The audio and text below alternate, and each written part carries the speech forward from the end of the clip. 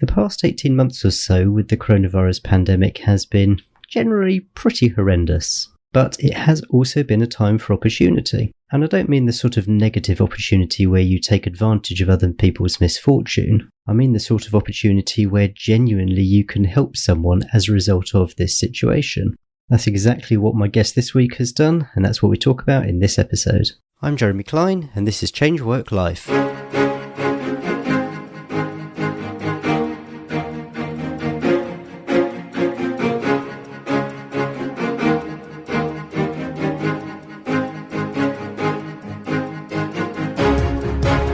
And welcome to Change Work Life, the podcast that's all about beating the Sunday evening blues and enjoying Mondays again. This interview is part of a series all about the changes that people have made in their careers as a direct result of the coronavirus pandemic. And this interview is all about fulfilling some of the needs which have arisen as a result of this frankly terrible situation.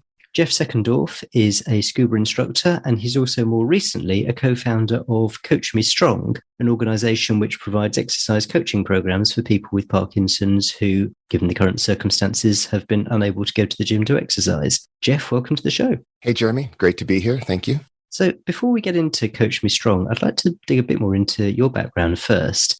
And I gather that you've actually pretty much always been a freelancer. You've never been an employee. Is that deliberate? And why is that the case? I've had a couple of bouts with employment, and generally they don't end well for me.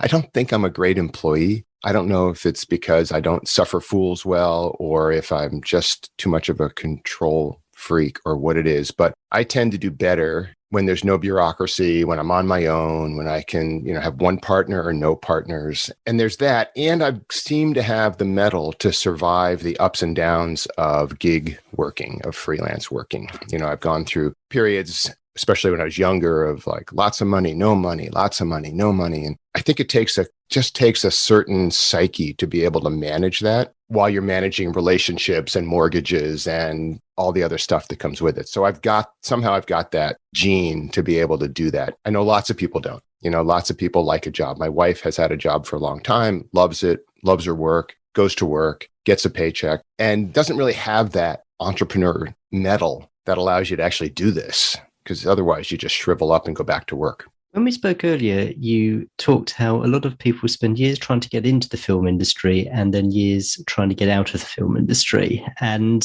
I'm intrigued. I know you were in the film industry. So what was your route in and what made you want to get out?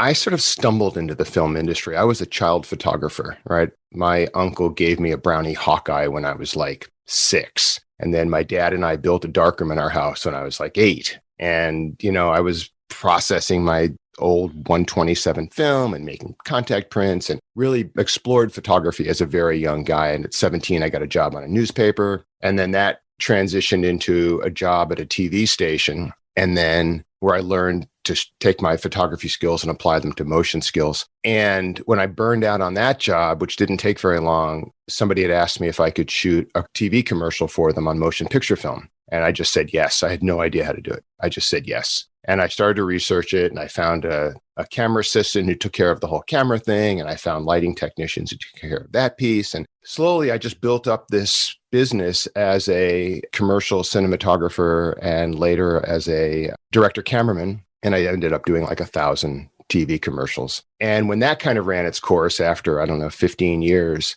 I had an opportunity to shoot a small movie that was super fun, didn't make any money, but had a blast, and moved on into that world. And I love the film industry when you're making movies. But in my world, I was a part-time filmmaker and a full-time looking for work guy. And that self-marketing, always searching for a job, never knowing where the next gig is, that made me a little bit crazy. So I had a producing partner who once told me that I spent 10 years trying to get into the film business and 20 years trying to get out. And I think that's it. I mean, it's a big romanticized industry and all of that, but the work is awesome. And finding the work for me was hard. That's not everybody's story, but it was my story. So I was looking for a way out for a long time. And one of the things I came to along the way was that I started a mentoring program for emerging directors. This is while I was making movies and commercials. And a guy had come to me and said, hey, I think I'm going to go to film school and it's going to be $8,000 and I'll learn to make a movie. And I'd been teaching for years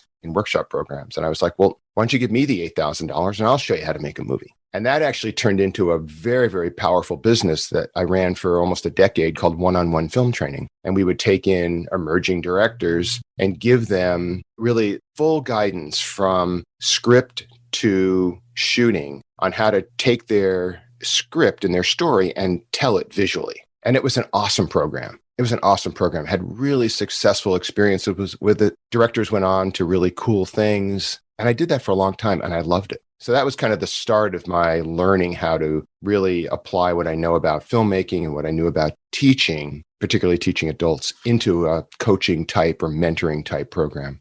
Where did scuba come into it? Yeah, scuba. That's a good story, at least to me. I was, in that whole time of trying to get out and trying to find another something to do. And I had taken a couple of very advanced technical scuba diving classes with a guy. And, he had always talked about starting a training system for scuba diving. And we actually built, prior to that, we got together a few people and we built something called scubatics, this extreme sport called scubatics, where it's in a pool, you have dive equipment on, you have a scooter, which is a diver propulsion vehicle, which pulls you through the water really fast. Another part of my old life is I was a competition aerobatic pilot. So, I trained and taught flying for a long time and I taught aerobatics. So we created this whole sport called scubatics, where you would go in the pool and it was loops and roll. And we had judges and we had a rule book and we had a video and a website and the whole thing. And it was super cool, and we still actually have that in existence, almost 20 years later. But Scubatics gave me an opportunity to work with this guy. And then when he said he wanted to start a training agency, I was like, well, I'll help because I know a lot about training, coaching, mentoring. He had the more advanced scuba thing. I was already a scuba instructor and technical diver. Anyway, we came together well over 13 years ago and we started Unified Team Diving, which is now UTD Scuba Diving. And I've been involved in that ever since. And that was my life for 12 years. So that's how I got out of the film business. I became the co-owner of a global scuba certification and training agency, about as far away from filmmaking as you could possibly get. Do you miss anything about the film industry or about working in the film industry? Yeah, in some ways, I don't live a life of regret because it's too much fun not. But, the camaraderie of set is really fun. The success, seeing your work on the screen, all that's awesome. I don't miss a bit about the business end of it. And I've been able to keep a hand in it, doing documentaries and small stuff and really fun personal projects that I could do on my own, completely run by myself. So I still keep a touch on it. And that part of me, that artistic part of me of storytelling visually will never go away. You mentioned coaching and mentoring a couple of times and looking at things like your website and your background. That's always been a pretty constant thread. Where does that come from? Where's this interest in coaching and mentoring? Where do you think that came from? That started back when I was making movies and I took a 1-week class at a place called the Maine Film and TV Workshops. I think it's now called the Maine Media Workshops. And I took that course and then I went back the next year and I assisted on a course. And that started a 24-year run of teaching filmmaking courses in this workshop program, this very kind of world-renowned filmmaking workshop program. So, I was teaching in the film industry, and that's kind of where one-on-one film training came from, right? I just took that and I put it in an individual system. And then, so we put that in one little compartment. And the other compartment is I'm a bike racer. I'm a master's bike racer on the track. I ride on the velodrome. I race at the national level. And I've been coached for years and years and years. And I know that I do 100 times better on a bike when I'm coached than when I'm trying to do it myself. So every week I get workouts. Every morning I wake up, I look at what my workout is. When we're done here today, I'm going to go to the track and I'm actually doing some aerodynamic testing on my bike today. So everything about what I do on the bike is guided by coaching. So I understand the value of that. Coaching, mentoring, the thing I did with one-on-one film training, I really got clearly the value of that. In scuba, it's interesting because scuba has always had this model of transactional courses where, Jeremy, if you want to learn to dive, you go to your local dive shop, you sign up for a course, it's 2 weekends, you do a little home learning or read a book, and they don't really teach you to scuba dive. They mostly teach you to use the scuba diving equipment, and then they give you a card and send you off and you're certified and go have some fun. What I looked at in scuba, which was easy because I own the company, is to say, what if we took the coaching model and applied it to scuba diving? So what if we took the people who didn't need to get certified in 2 weeks, who were just interested in scuba as a lifestyle, as an experience, as something broader than just getting a card and checking that box. And I installed a coaching program in UTD scuba diving, in unified team diving. So we took the instructors and we said, okay, you can be a coach. We took the students. We said, okay, you can be a client. We set it up on a monthly program. We opened up software that allowed for calendar and communications. And it's been an unbelievably successful program. Not all of our instructors are rising to it, right? Because it's a big shift. No one's ever done this in scuba. But it gave me the ability from the ground up to start this kind of wide, broad-based coaching program and understand how to integrate a transactional course into coaching. So that was a really interesting model, and that's still running today. So if you want to learn to dive, or if you want to advance your diving and include in it the lifestyle parts of scuba diving, fitness, nutrition, the environment, oceanography, all this other scientific diving, all this other stuff, we can build a coaching program for you. You have a coach, you get weekly workouts. We call them workouts, but they're basically assignments. You know, it might be service your gear, read this book, do this other thing, whatever it happens to be. And people are spending 6 months learning to dive or a year learning to advance their scuba diving. It was an incredible program and tough to get off the ground because new things in old industries are hard to push that elephant uphill, but we're doing it and it's cool. And so what's the selling point for the clients? Is this a way that beyond just getting the PADI license or whatever it is, they can kind of really dig into their hobby, I guess?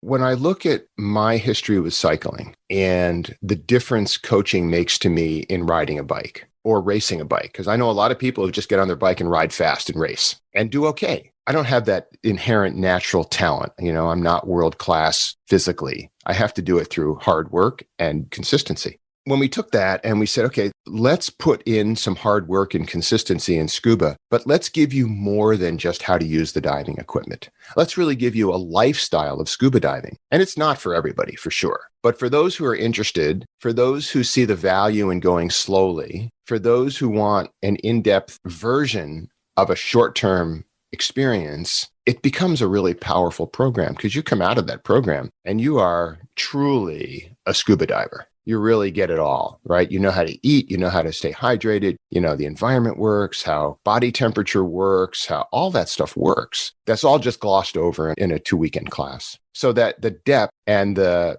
team building part of it, where the instructors, the coaches have their group of clients and those guys work as a team and people roll in and out. It was just a really good thing and still is. Does that make sense? Yeah, absolutely. Completely. Yeah. That is a really interesting approach that I'm sure you could approach to a heck of a lot of pursuits, pastimes, hobbies, whatever, giving people the opportunity to, I was going to say to dive right in, but that sounds like a horrible pun, which wasn't intended. But yeah. I do think that I could teach anything. I really have this, I understand the process of learning. A lot of it I learned when I was becoming a flight instructor, and teaching is communicating. Communicating is making sure you can get the information not only into the student, but that they can retain it. And retention is based on giving people the ability to learn in a controlled fashion, right? Building block education, where you start with something they understand, which is what the theory of common ground. You take something you understand, you build on that, you build on that, and you build on that. All the while giving, not using jargon or explaining it first, and giving people the ability to advance their education in a way that allows them to retain that for long, long periods of time. Anything we do in education, I mean, realistically, I could probably teach brain surgery if somebody give me the content, because really it's just a matter of starting at the beginning and building. So building these programs in scuba diving and filmmaking, it seems very natural to me because I understand the learning process and how people learn and what makes a good instructor to get that information to stick. Let's talk about Coach Me Strong. So I mentioned this is in particular helping people with Parkinson's. Was this an area that you were already involved with before the pandemic? Was this an area of interest, voluntary work, charitable work that you were already pursuing? Yeah, it's an area that I stumbled into. My wife is a nurse practitioner and her whole practice is Parkinson's. So she sees Parkinson's patients every day. And she's been running these worldwide treks for various fundraising organizations and I've been going with her, of course, and we've been taking Parkinson's patients to crazy places. Before I met her, she did the summit of Kilimanjaro. Right after I met her, we took a group of 10 people, 3 with Parkinson's, to Mount Everest Base Camp. Then we took 30 people, I think 11 with Parkinson's, to Machu Picchu. And then 2 years ago, we did Camino Santiago with about 15 people with Parkinson's. And this year, if travel is allowed, we're going to do a Dolomite trek again with about 30 people, about half with Parkinson's.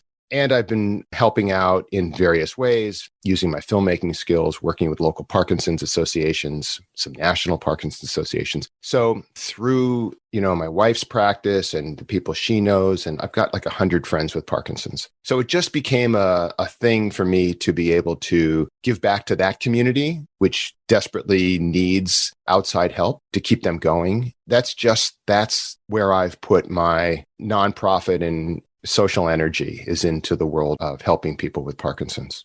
So exercise is a very important part of that help. I gather it's a really important part of controlling symptoms and managing, coping, living with the disease. So when the pandemic hit and people with Parkinson's were unable to exercise in the way that they had, was this something that you became aware of immediately as something that you wanted to help with, or was this brought into your conscience by someone else, your wife or other people that you'd been interacting with? Yeah, it was kind of like everything else with me, right? One door closes and 15 windows fly open. It's just how my life has always been. In Parkinson's disease, which is a progressive neurological disease where the dopamine neurons in your brain are killed off, and there's still no absolute definitive science on why it happens. But the symptoms of Parkinson's vary person to person, but tremor, wiggling, freezing of gait, restless leg syndrome is a symptom that comes up as another part of it. Lots of these motor symptoms of Parkinson's and cognitive issues, depression, confusion, cognitive inconsistencies, things like that. So it's kind of a nasty disease. There's lots of medication that controls symptoms, but there's nothing that's been found yet that actually can slow the progression of Parkinson's disease except for exercise. Exercise is the one thing that will help a Parkinson's patient live with the disease. The pills will help control symptoms, but nothing has been found yet to slow it except for exercise. So virtually every movement disorder specialist in the world who has Parkinson's patients prescribes exercise. It's a daily grind. Lots of people come to Parkinson's having never been an athlete, having never exercised and being told to, and it's a big lifestyle problem. Because if you sit on the couch, basically you just shrivel up and things get really bad. So I was in a board meeting at the local Parkinson's Association because we were working on some other project. And one of the doctors mentioned that when the pandemic started, gyms were closing, structured programs for people with Parkinson's were closing, these health centers that had gyms attached were closing, everything was closing. And the patients were sent home to exercise on their own. And it became really difficult for lots and lots of those people. And one of the MDs, one of the doctors at that meeting said that patients were really, really struggling. And, I piped up because I just can't keep my mouth shut. And I said, I've got this coaching program in scuba. I can take that model, use what I know about fitness coaching from decades of being coached as a cyclist, and very quickly create a coaching program for these patients and give them a coach and help them become more of a structured exerciser, which everybody on that meeting was like, yeah, do it. Great. When can you start? It sounds awesome. What was the problem? Was it that people still had the exercises, but it was the lack of structure, the lack of going to the gym, seeing other people, seeing instructors, having someone tell them what to do? Is that what was kind of meaning that people weren't doing the exercises? No. It was the fact that I would say 90% of the people who come to Parkinson's do not come to Parkinson's with an exercise lifestyle. I mean, athletes get Parkinson's, right? Muhammad Ali is the most famous. But people who are not athletes get Parkinson's. People who are not cyclists, runners, swimmers, basketball players, whatever it happens to be. And when you say to them, okay, starting today with your diagnosis, you must exercise 6 days a week or your disease is going to get worse. Well, what happens in that situation often is that patient hears it and says, oh, That's never going to happen. But their spouse or their care partner hears it and says, all right, you're going to exercise 6 days a week if it kills my marriage. So the accountability often in Parkinson's for exercise is put on the person who's taking care of or living with the person with Parkinson's. And often that turns into a nagging situation. It's like because the care partner knows that you're going to get better with exercise, and the non-athletic Parkinson's patients is like, it's hard. I don't want to do it. And it's lifestyle. It's lifestyle. If you're an athlete, it's awesome. That's what we do. We train. If you have spent your life sitting on a couch, reading a book, having a great life, playing with your grandkids, and someone says, okay, starting today, no matter what, you're going to go out and train for an hour and a half a day. It's tough. Whether or not it makes you better, it's just tough. So we had a need that came out in that meeting for basically a system of accountability for exercise for these people with Parkinson's. And that's really where Coach Me Strong came from. Was this system of accountability something that was required even before the pandemic? Yeah, but it was easier because there was community. When particularly the health centers, there's a really interesting boxing program for Parkinson's. There's dance programs. There's, like the old aerobics programs. There's Zumba. There's a million things that were all class-based. And in community, it's super easy because you get to go see your friends and have your camaraderie and work together. And then all of a sudden, one day, like on a Tuesday, the world said, okay, there's no more community in exercise. You got to go home and do it on your own. And, all through the pandemic, Parkinson's patients have been advised not to go out, not to push it, not to stretch the limits of getting COVID because, Parkinson's is a comorbidity. So it becomes that much more dangerous. So yeah, as soon as people had to go home and exercise, they stopped. And we were like, well, let's figure out a solution for that. And so the solution is your coaching program. So how does that replace the sort of the community aspect of it? What's the setup that kind of fills that in insofar as you can? Yeah, so people come into Coach Me Strong as a client, and we serve 3 different constituencies. We serve Parkinson's patients, since that's kind of our core. And then we serve another constituency of other neurological issues. So MS, Alzheimer's, stroke, traumatic brain injury. We have one coach who had a traumatic brain injury, so she takes those clients. And then we serve a third constituency of people who are just getting a little bit older and want help exercising. And, we're trying to come up with a name for that, right? Because there's baby boomers and there was the silent generation, and it's all very stereotypically annoying to me. So I came up with this idea of calling that group Gen OW for Generation Older Wiser. And pretty much anybody can fit into that. We don't really care. But I would say anybody who's looking at post-college could call themselves Gen OW, older, wiser. So no more baby boomers, no more silent generation. Now we're Gen OWs. So that's the third constituency we serve. And we actually have people coming in who just hear about the program and are not, neurologically compromised, don't have a stroke or a traumatic brain injury, but just want an exercise coach and can't find somebody who will meet somebody's needs who doesn't want to be a world-class athlete. They just want to be a better fit person. So Coach Me Strong fills that gap of community by providing basically a teammate for your exercise who is the coach. So the clients have a very tight relationship with their coach. We have it set up that they are supposed to communicate every single day with their coach. We have a little piece of software. It's a calendar and it's a communications app. It's on a phone or computer. We deliver the workouts every day. So it just shows up on your phone. Here's your thing today. You're going to do, a walk, a stretch, some yoga, Pilates, and some weightlifting.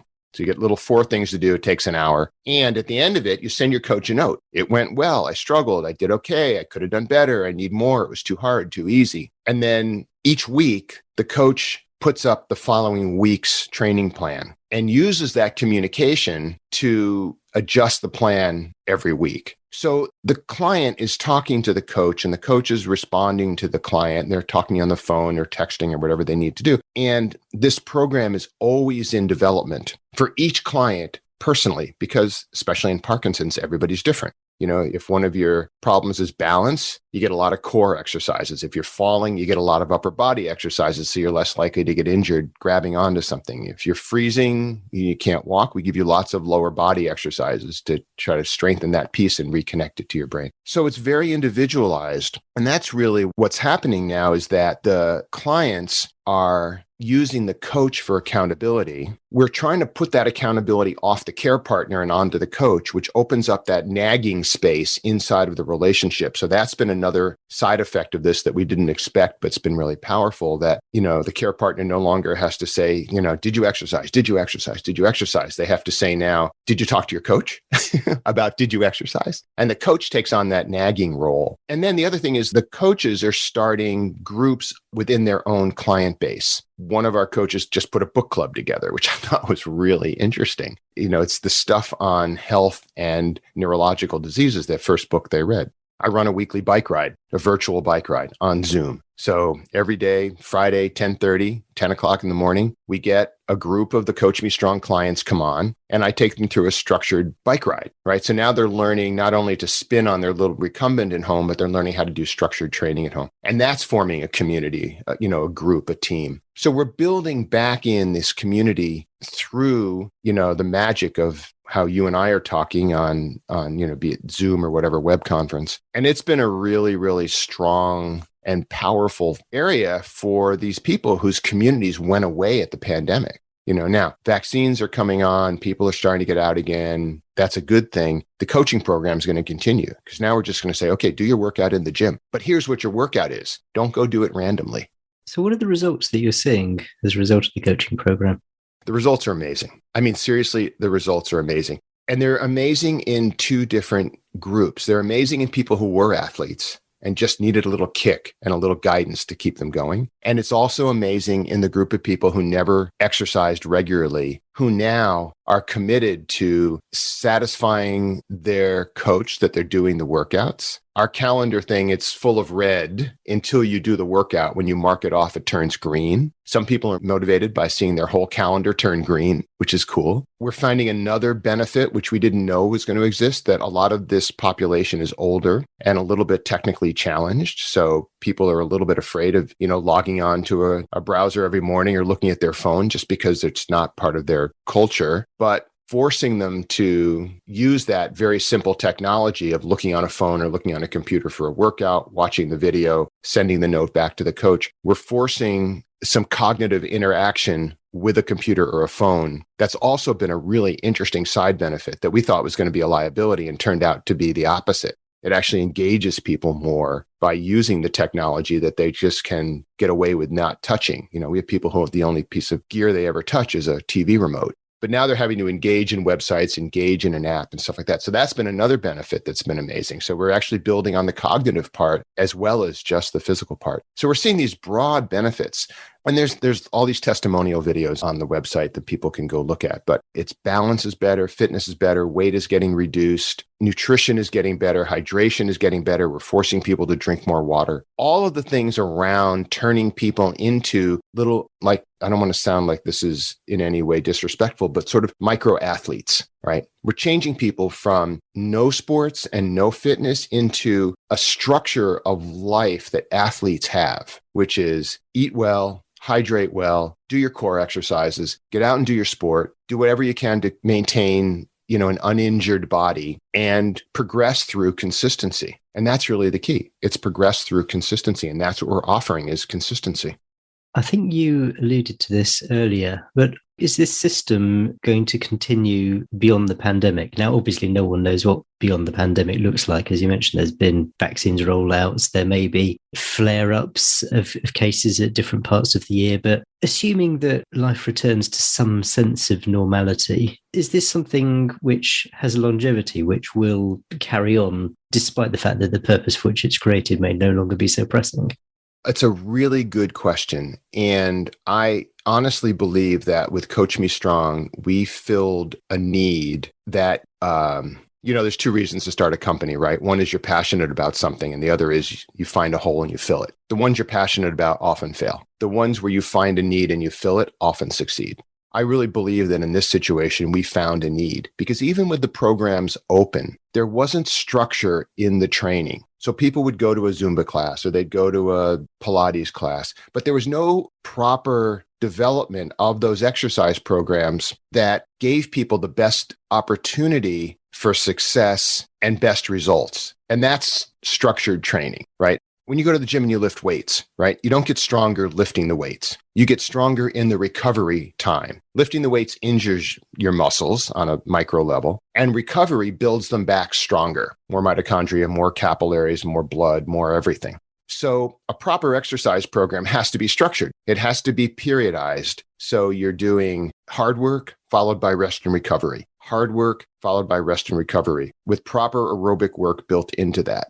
And that's the thing that we offer the clients is this structured training program that gives them the ability to grow and recover and get fit and recover and get fit and recover. And if you do it consistently, fitness goes up really, really fast. So yes, I think the answer to your question is I expect this to grow when the pandemic is over because people can go back to the gym, they can go back into their programs, and we just program in whatever people are already doing. If they love Zumba, we program in their Zumba classes. If they love Pilates, we program in their Pilates. But if they do a hard Pilates session, the next day they get a hard aerobic session, then they get a rest day or a recovery day, then it cycles on like that. So it's periodized so people get the best benefit from the exercise, physically, mentally, emotionally, all of it. Why do you think this structured approach wasn't there before? Why has it taken the current situation to introduce that? Well, it's been there in a zillion different places, right? It's been there in sports, particularly endurance sports for years, right? In normal coaching programs. It's been there in business. But in the context of what you were doing?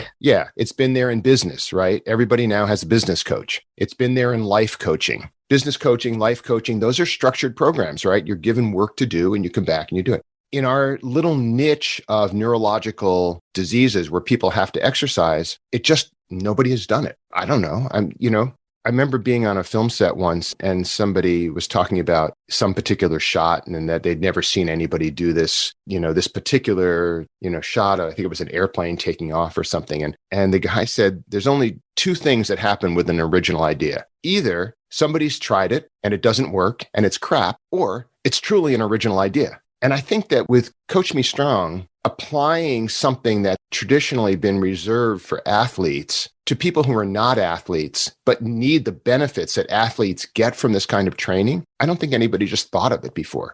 It's a simple system. I mean, we didn't invent anything. We just took a bunch of off-the-shelf stuff and a concept, like 6 concepts that I happen to know from my life as an athlete, filmmaker, trainer, mentor, all that. And we just put them in a paper bag and said, okay, shake it up. Here's the program. And I think those are the best ideas, right? Because, you find a need and then you find a simple way to fill it. Coach Me Strong is not a hard sell. People come into the program because they want structure. They know they'll feel better. They see the benefit of right now an online community, but that'll expand. And, the only thing that makes it a hard sell is it doesn't exist anyplace else. So we spend a lot of time telling people what the program is about and what the benefits are. But then when people get in, some people stay, it's not for everybody. We have people who've been in since the beginning. We have people come in for 3 weeks. It's too hard. It's too easy. It's too whatever. We find our water level on clients and it's worked well. So having started this business out of meeting a necessity, where will this fit in for you personally going forward? You've got your scuba business, you've got this business. Where do you think your priorities will lie as things, if they ever normalize? Well, they will normalize because that's what the earth does. So, Jeremy, that's really an interesting question you ask me personally, because all my life I've had experiences in work and in business that have indirectly helped people a lot, right? We developed a scuba system we believe is safer than anybody else's. I taught aerobatic flying, which makes people into awesome pilots. I made movies, I did entertainment, I did all this other stuff. I've always indirectly helped people in some way or the other on earth. And that's felt really good. Coach Me Strong is different for me because now for the first time in my life, I have an opportunity to help people directly. And I see the results in individuals on a daily basis. So I talk to clients every day and I see them getting better and I see them feeling stronger and I see them, containing and controlling their symptoms of Parkinson's or whatever they're dealing with. And that direct impact on people's lives has been kind of a game changer for me. So personally, I want to keep doing this because I love the concept that I can have a direct impact on people. as opposed to this lifelong indirect impact that I have. So yeah, Coach Me Strong is going to live for a long time. And my co-founder, who has Parkinson's and was a big part of, the impetus to get this off, I think feels the same way. And in terms of things that have had an impact on you, are there any particular resources, books, quotes, anything like that, which have had that kind of impact and really shaped the direction that you've taken things? Yeah. When we spoke prior, you told me that question was coming. And, it took me half a second to come to sort of align that with what I am about, which is being coached. So not so much a book, not so much a movie, not so much an outside influence like that, but the coaches that I've had in my life, the mentors I've had in filmmaking, and the coaches I've had for cycling have had the biggest effect on me. They've made me the strongest mentally, physically, and I think the thing that I lacked as a cyclist was the mental fortitude to really go past my level in a race, right? I would always get to the limit and say, okay, that's a pretty good place to be. I can sustain that for whatever time period. It was always hard for me to go past that limit. And what I've learned from my coaches is that you can go past that limit. And when you're past that limit, you're in a risky time, right? You'll either succeed or fail. I didn't like to go past the limit because I knew I could get to the end of the race. What I've learned recently is if I go past my limit, I might get to the end of the race and I might not, but the risk reward is higher, right? The risk is you don't finish. The reward is you can win. And so that's what I've learned from my coaches over the years, particularly the group I'm with now, is that mental fortitude is the most powerful thing. And you can train mental fortitude if you know the system, if you have the guides who can help you with it. And from that, you can do anything. Cool. That's great. Thank you. If people want to find you, get in touch with you, what's the best place they can do that? Yep, super easy, coachmestrong.com. And there's contact forms, there's testimonials, there's information about the program, there's a demo of how the calendar and app and communications thing works. So coachmestrong.com. And you don't need Parkinson's to get into that program. You just need a desire to get stronger, feel better, and get some structure around your exercise. Fantastic. I will put a link to that in the show notes. Jeff, this has been really an inspirational story about what can come out of this awful situation. So thank you so much for coming on the podcast. Yeah, so grateful to be here. I really appreciate it. Okay, hope you enjoyed that interview with Jeff Seckendorf. A slightly different interview this week as we didn't really focus on Jeff's career changes, but rather I wanted to include his story in my series all about the effects that the coronavirus pandemic has had, just to demonstrate the positive opportunities which can arise. These can arise at a personal level, where the pandemic either causes you to be made redundant or it causes you to realize that you just don't like your job and you want to change. And so there's the personal opportunity to make a difference for yourself. Or, as in Jeff's case, there's the opportunity to see a difficulty which is affecting other people and putting yourself in a place where you can do something about it. I think it's absolutely fantastic what Jeff's doing for Parkinson's sufferers, and hopefully he's left you with a bit of inspiration. The show notes with the summary of everything we've talked about, a full transcript and links to everything we've mentioned are at changewhatlife.com/99. That's changewhatlife.com/99, which means, yes, next week is going to be episode 100. Genuinely, I can't believe how quickly it's come round. I'm so excited that I've got up to episode 100. Thank you for being my loyal listeners and helping me get there. And it's a really special episode next week. I'm kind of going to leave a little bit of mystery, going to leave it a bit under wraps, but it's going to be a special episode. So make sure you subscribe to the show. Either take out the device that you're listening to this podcast on and hit subscribe, or if you go to changewhatlife.com/subscribe, that's changewhatlife.com/subscribe, you'll find there links to most of the popular podcasting platforms. So you'll be able to pick the one that you use and subscribe there. As I say, next week, episode 100 is going to be a special one. So please do join me in next week's episode. And as always, I can't wait to see you then. Cheers. Bye.